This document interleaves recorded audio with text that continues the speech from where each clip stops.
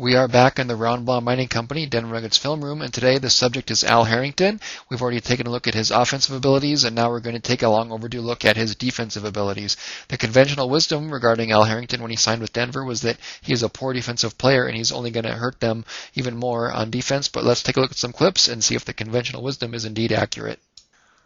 We're going to start off by looking at Harrington's ability to move his feet on the perimeter, and in our first clip he's going to be guarding Kenyon Martin. Kenyon's going to get the ball to the top of the circle, and you're going to see Harrington's playing off him a little bit, as you can with Kenyon not having to fear the jump shot, and Kenyon drives to the left and Harrington's able to cut him off, but he wasn't able to move his feet well enough to stay on balance, and he ends up being vulnerable to Kenyon's spin move, and the Nuggets end up getting the basket. In our second clip, Harrington's caught guarding Chauncey on the perimeter in a transition situation, and you're going to want to see him emphasize some kind of a plan here, whether it's forcing him baseline or to the middle, depending on how the team wants him to play it. Here he seems to be forcing him to the middle, and then there he's playing him straight up, and Chauncey kind of gives him a juke and ends up getting into the middle where Harrington has to foul him. Most teams probably want to see him force the guard to the baseline because there's less damage that can be done, but Harrington allowed him to get into the middle of the floor.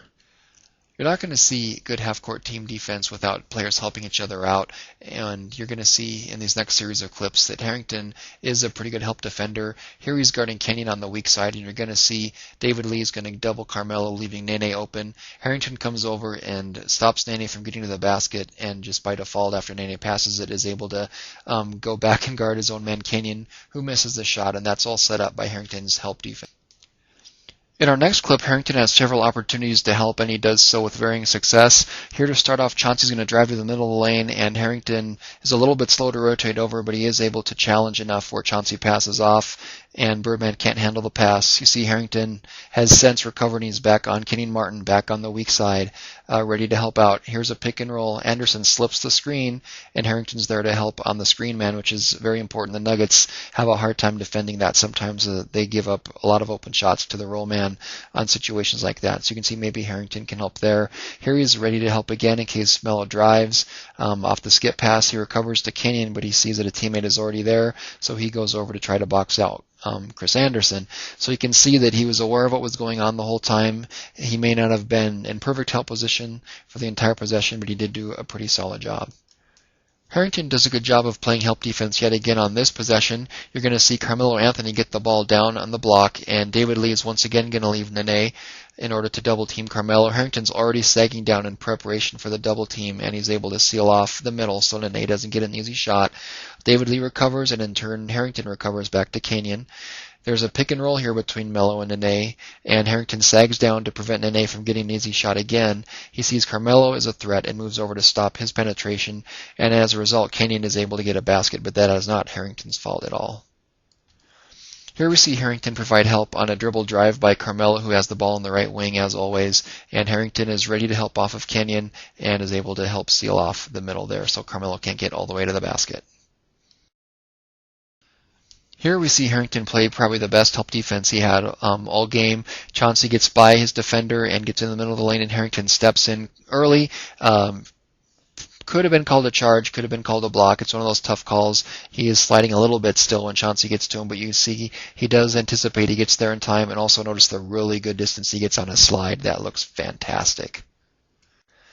Now, it's not all sunshine and lollipops with Al Harrington as a help defender. You're going to see in these next couple clips that he doesn't provide the help that his teammates require of him. In this clip, he's on the weak side block. He's worried about Nene, but even when Nene picks up his dribble, Carmelo starts a cut from the three-point line, and Harrington is caught flat-footed and does not provide the help that he should. On the second clip, once again, he's on the weak side, and Carmelo has the ball this time and drives into the middle, and Harrington is not ready to drop down and stop the drive, and the result is a three-point play. Now, before you get too excited as Al Harrington as a defensive force, let's take a look at some pick-and-roll defense here. And on these first couple clips, you're going to see that the Knicks have asked him to sag off and just try to prevent a layup from happening. There, he sags off the pick-and-roll, and he continues to kind of sag and doesn't really play much of a part in the possession where Carmelo is able to get a foul there at the basket. Here, once again, he's sagging off, and you can see how miserably he fails at preventing a layup here. Chauncey goes right by him and gets an easy layup, and you've seen that quite a bit from the Nuggets big men over the past few years. As we saw in those first two clips, the scheme was for Harrington to sag off of the pick and roll. Here you're going to see he's asked to kind of hedge to try to slow down the ball handler, and you can see that was a pretty pathetic attempt at a hedge. And if it wasn't for Kenyon bobbling the pass from Chauncey, Harrington would have never had that steal, and that should have been an easy basket for the Nuggets. Here again, Harrington once again is hedging and doing a very poor job, leaves too much room between him and his teammate, which is also his teammate's fault there, and the result is an easy basket as Nene was able to hold on to that pass. Now, to be fair, I did find a clip where Harrington hedged on a pick and roll and was able to help slow down the ball handler.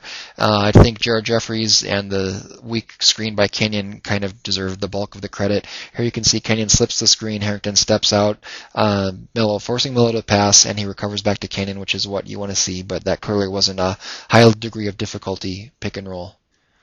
Now, Harrington was utilized as a center in Golden State and in New York in some small ball lineups, and I can expect that the Nuggets will attempt to do the same thing. So let's take a look at some post defense. Here you're going to see Harrington gets brushed off by a screen. He's a little late getting to the block to defend Kenyon, but he recovers nicely and actually blocks Kenyon's shot. And here on the transition opportunity for Carmelo, you're going to see Harrington's there on the block, and he sends back a shot from Carmelo. So you can see he's got some length and he's got some decent timing. Here you're going to see the rest of this play just to show that Carmelo does indeed pass and get easy shots for his teammates every once in a while. So good job there, Carmelo. And also some good blocks from Al Harrington. Okay, so Harrington can guard Kenyon Martin and Carmelo Anthony in the post, but what about Nene, who's a little bit more of a rough and tumble character? Here, off the cut by Carmelo, Nene is able to force Harrington back into the paint a little bit, but Harrington fights back and does recover and gets Nene outside the paint.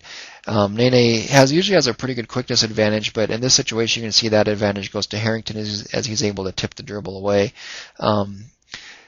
As we continue to watch the play, Nene does a good job of getting past Harrington, and Harrington isn't really able to box out Nene, which is something that he's going to struggle with when he's guarding centers, as he is not as beefy as some of the other big guys in the league.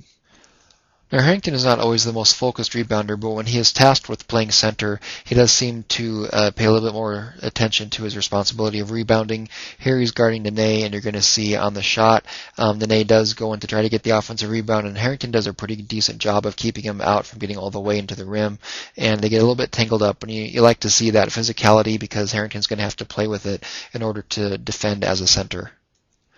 This clip may be a little silly, but I think it's significant when you're looking at Harrington playing defense against a center. You're going to see that he's really aware of how hard he has to box out to keep Nene from pushing him underneath the basket. And as a result of pushing as hard as he does, he gets a little bit off center, and Nene just slips right past him because he's off balance. And that's something that you have to be aware of as a defender, is always keeping your balance. And if you're still watching at this point, you must really care about this stuff. So I'm going to show a couple of examples of how Harrington doesn't always pay attention to rebounding. Here on transition, he's in position, but he kind of just runs under the basket too far, and as a result, does not get the rebound, and it gives up a second chance opportunity here for the Nuggets. And here in another situation where he gets pushed under the basket by Chris Anderson on the shot, and you can see that the difference between how hard he's pushing on Nene and how little he kind of pushes and fights for position when he's not playing center. So after watching 8 minutes of clips on Al Harrington playing defense, what kind of conclusions can we draw about him as a defender? First of all, I think he is reasonably athletic, and he should be able to move his feet well enough to not give up completely open layups when he's guarding more of the perimeter-oriented power forwards in the league. He's very willing to help. He's very aware of the need to help, and I think he can add a nice piece there for the Nuggets. When it comes to pick-and-roll defense, I think it's going to be kind of ugly with Al Harrington. He doesn't seem to have been coached on what the important aspects of playing pick and roll defense are, and as a rebounder, you can see it kind of comes and goes depending on what he is responsible for at the time he's on the floor. So ultimately, I think you're going to be looking at another very inconsistent defensive big man for the Nuggets, where he will make a fantastic play one time down the court and then foul up the next. And with that, we'll draw this edition of the Roundball Mining Company Denver Nuggets Film Room to a close. Thank you for watching, and I encourage you to visit our blog at roundballminingcompany.com, a member of the ESPN True Hoop Network.